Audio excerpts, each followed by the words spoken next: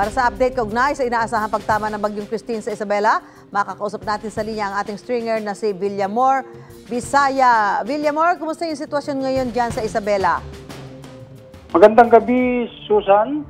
Sa ngayon ay patuloy pa rin ang malalakas na hangin at konting ulan dito sa lalawigan ng Isabela habang nadagdagan pa nga sa 7 yung mga bahang tulay.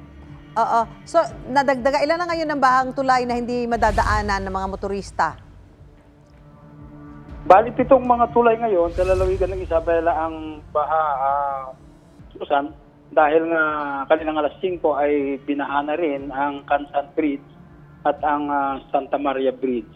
Maliban pa sa una na kanina na yung Masaya sa San Agustin, yung Gukab at Annafunan sa Etiague, yung Alicaucao sa Kawayan City at sa Bacolod at Cabiceria 8 sa City of Ilagan, maging sa ito nga yung bahagi ng Kansan at Santa Maria sa bahagi ng Kabagan at Santa Maria.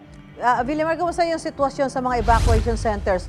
Yung mga kababayan natin dyan na kailangan lumikas, ay lumikas na ba habang may liwanag pa? So far sa ngayon, Susan, ay mayroon ng 147 na mga evacuees ang preemptively evacuated. Bagaman at wala pang mga ulat ng pagbaha sa kanilang mga tahanan, ay una nang nailikas para paghahanda o sila ay mapaghandaan na mailikas nga ng mas maaga gaya ngayon. At ito sa ulat nga ng DSWD ay 147 na pamilya pa lamang, pero inaasahang madadagdagan ito. Kasi hindi pa ito naisama yung ulat sa Quirino na may mga lumikas na rin na 31 na pamilya sa Aglipay, Quirino at sa bahagi ng Cagayan at maging sa Nueva Vizcaya na 4 na pamilya. Oo. Kumusta naman yung paghahanda ng provincial government sa inaasahang pagtama ng bagyo dyan, Villamor? Sa ngayon ay patuloy silang nakantabay, lalo-lalo na yung mga kasapi ng PDRRMC sa lalawigan at nakadeploy na ang mga rescuers at ibang mga force multipliers para tuloy-tuloy ang monitoring sa lahat ng mga flood-prone areas at mga typhoon-prone areas sa Susan.